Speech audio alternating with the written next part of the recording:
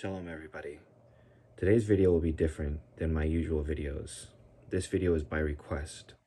I received many requests to cover the subject of a very esoteric tradition regarding an alternative understanding to the story of Adam and Eve in the Garden of Eden. This story explains how Adam and Eve ate and killed and cooked the baby of Samael. That being said, let's begin.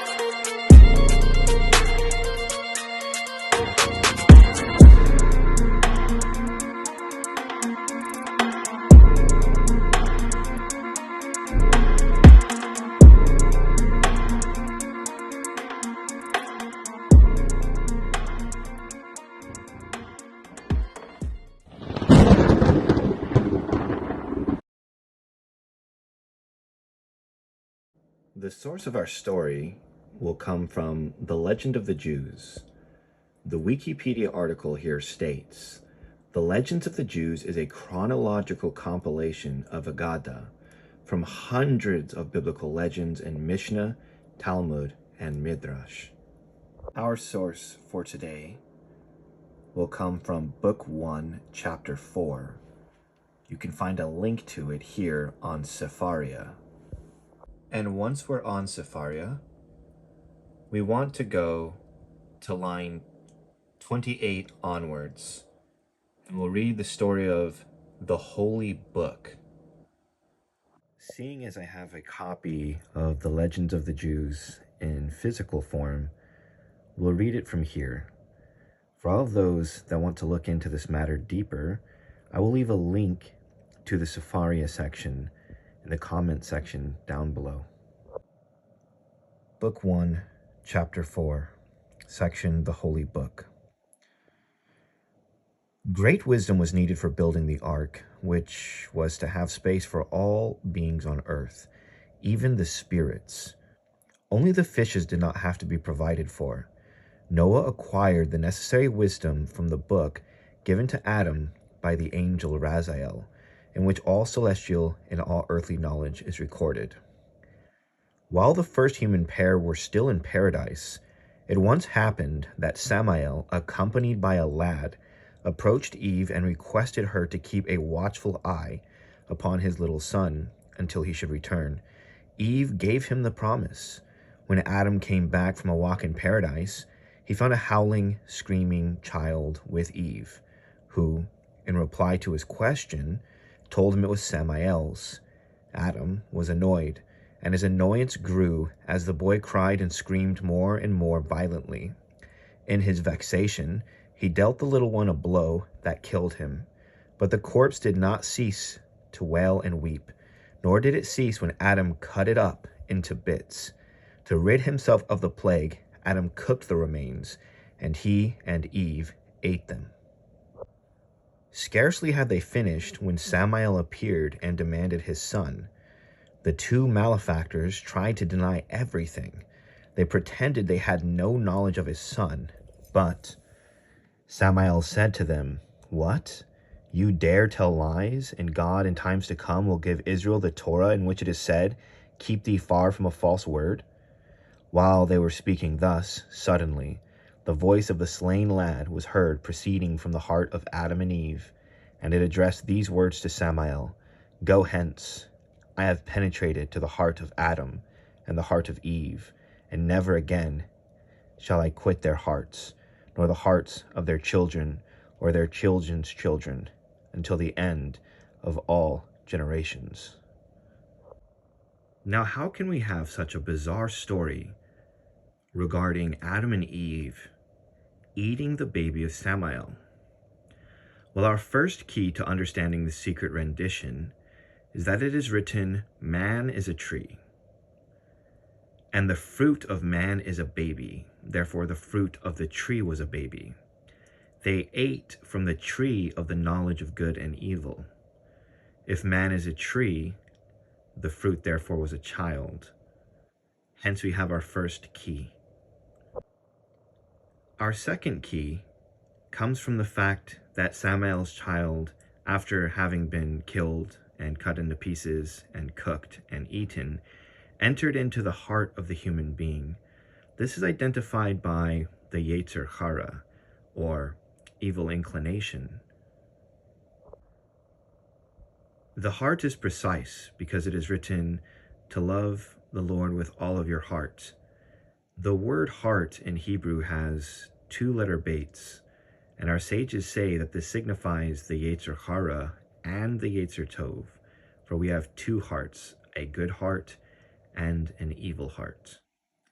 Let us go into deeper levels as to the understanding of what we just read and a secret tradition that goes into werewolves, vampires, and more. Again, returning to Sepharia, when discussing the topic of werewolves, we read Bereshit 49:27. Benjamin is a ravenous wolf. In the morning he consumes the foe, and in the evening he divides the spoil. Rabbeinu Ephraim's commentary from Rav Nathan Slifkin says the following: Benjamin was a ravenous wolf who would occasionally maul people, and when the time came for him to turn into a wolf, as it is written, Benjamin is a ravenous wolf, Genesis chapter 49, verse 27. If he was with his father, he could rely on a physician, and in that merit would not turn into a wolf. Thus it says, and if he leaves his father, he will die. Bereshit 44:22. That is to say, if he separates from his father, he will turn into a wolf and attack people on the way, and anyone who encounters him will kill him. It continues, there is a type of wolf that is called a Lupguru, a werewolf, which is a person that changes into a wolf. When it changes into a wolf, his feet emerge from between his shoulders, and so too with Benjamin. He dwells between the shoulders, Deuteronomy chapter 33, verse 12. The solution for dealing with this wolf is that when it enters a house and a person is frightened by it, he should take a firebrand and thrust it around, and he will not be harmed. And so they would do in the temple each day. They would throw the ashes by the altar as it is written, and you shall place it by the altar, Leviticus 6:3. And so is the norm with this person, whose offspring turn into wolves. For a werewolf is born with teeth, which indicates that it is out to consume the world. Another explanation, a werewolf is born with teeth, to show that just as this is unusual, so too he will be different from other people. And likewise, Benjamin ate his mother, who died on his accord, as it is written, and it was as her soul left her, for she was dying, and she called his name, the son of my affliction. Bereshit 35:18. It continues, this secret reading links werewolves to an arcane element of the temple service, or the offering of ashes. Just as according to Leviticus 6, the priest would ceremonially collect and dispose of the ashes of the altar, itself located in the territory of Benjamin. One who is confronted by a werewolf should utilize ashes as a means of defending himself. The pietistic commentary reinforces this linkage between werewolves and the tribe of Benjamin by immediately pointing out that Benjamin ate his mother who died, as it says, as she breathed her last breath, for she was dying, she called his name, son of my affliction. And again here, Genesis 35:18, like the ravenous wolf, Genesis 49:27. And like contemporary werewolves, Benjamin metaphorically devoured his mother, who died while giving birth to him. that Benjamin's mother's name was Rachel, Hebrew for sheep, the prey of wolves, no doubt lent credence to this reading of the verse. Eleazar of Worms, period 1176 to 1238, in his Sodeh Razia, volume 2, says the following: Tselem be'albam ze'av. That Tselem is ze'ev in the Albam system. Therefore, those people who change into wolves were created as such from the 6 days of creation and do not return to their earlier state until they have eaten the blood of a man or a woman. This is in regards to a commentary of Genesis chapter 2, verse 28. The word Tselem is image, and he's saying in the Albam cipher, Ze'ev means wolf. Thus we see the words here found in Genesis chapter 1, verse 27, Vayibara Elokim et Adam betzlamo, B'Tselem, in the image of. Eleazar of Worms stated that Tselem in the Albam cipher is Ze'ev, or wolf, hinting to a werewolf. Thus we have a better secret understanding about the nature of Adam.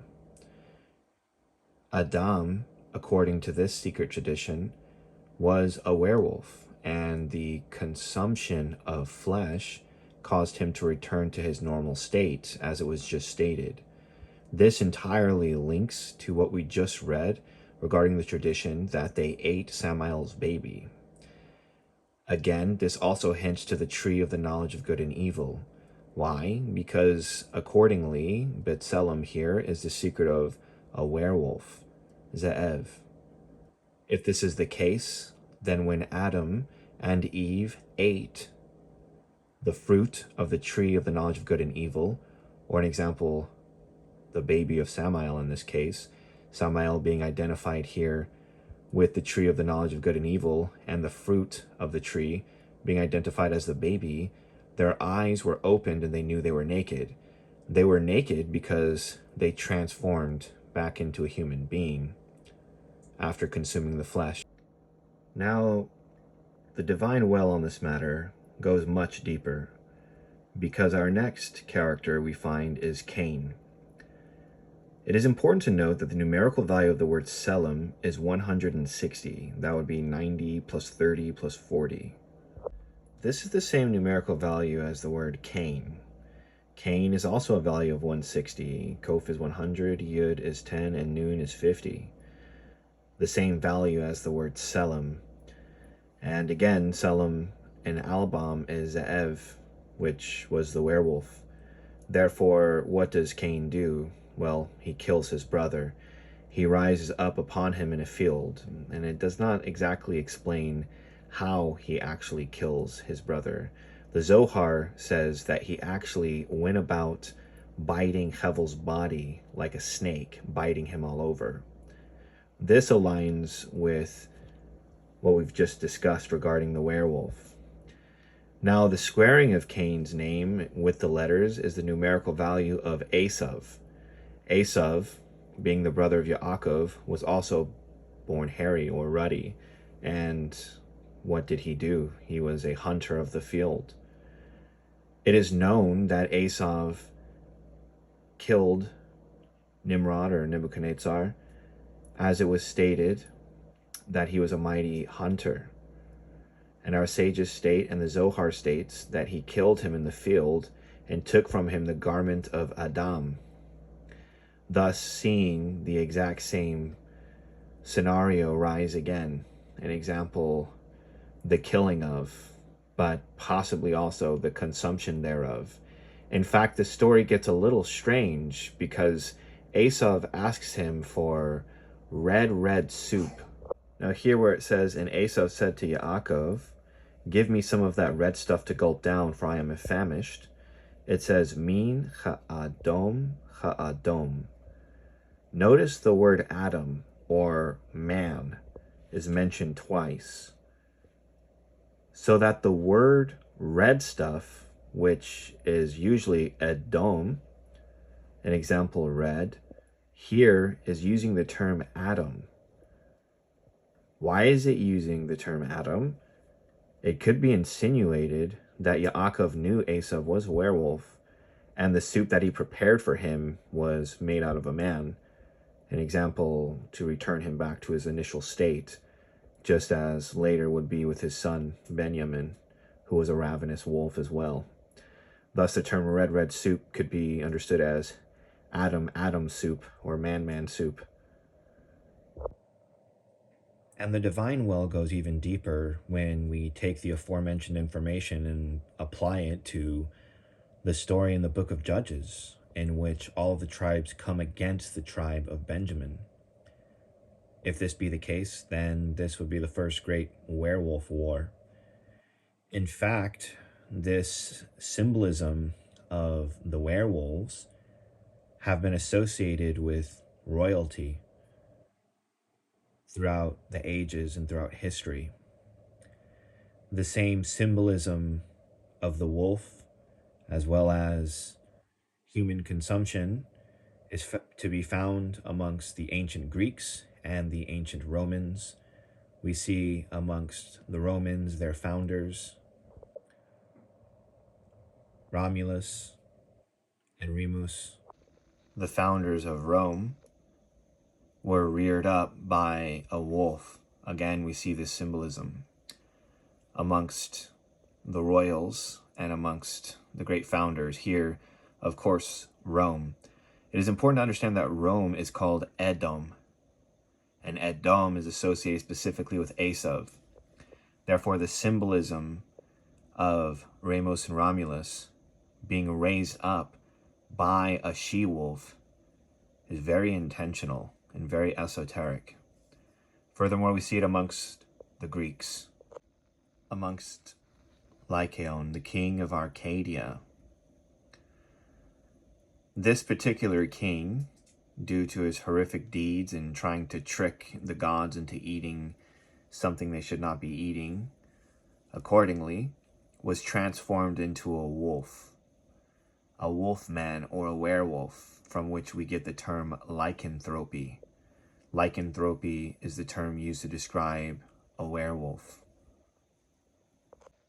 Now, concerning what we've learned and returning back to them being made B'Tselem, Rav Eliezer of Worms mentioned that the werewolves were created on the 6th day. It is precisely the 6th day that humankind was created. Of course, one last thing must be addressed. According to this very esoteric tradition, we must understand, here we would say, and God created humankind in the divine image, but it actually says, Vaya Bera Elohim. The importance of this is that the name Yud-Ke Vav-Ke is not mentioned here, but rather the name of Elohim. Thus, in all of these places, Yud-Ke Vav-Ke is not mentioned during the acts of creation, but the name Elohim is used, which is different. It should be understood that Elohim is the name of Hashem for the sphere of Gevurah. It also shares the same ordinal value as Samael, as pointed out in Tikkunei HaChoshek. Thus, the man here is not created in the image of Yud-Ke Vav-Ke under this rendition, but is created in the image of Elohim. Now, this matter is briefly touched upon in Likutei Yira. I will share with you all the page. For those of you that would like a free PDF copy, during the opening segment of this particular video, a QR code is displayed. Simply scan the QR code and you may download a PDF of the entire Sefer for free. Found on pages 710 and 711, ending on page 712, we find the keys that were covered in this video. With that being said, we have entered into a very, very deep and esoteric matter, which could lead one down a very deep rabbit hole, covering all of the bizarre symbolism that we find in certain places. Perhaps, then again, there will be another video done in the future regarding this very matter. But for now, that is all. Shalom, Selah.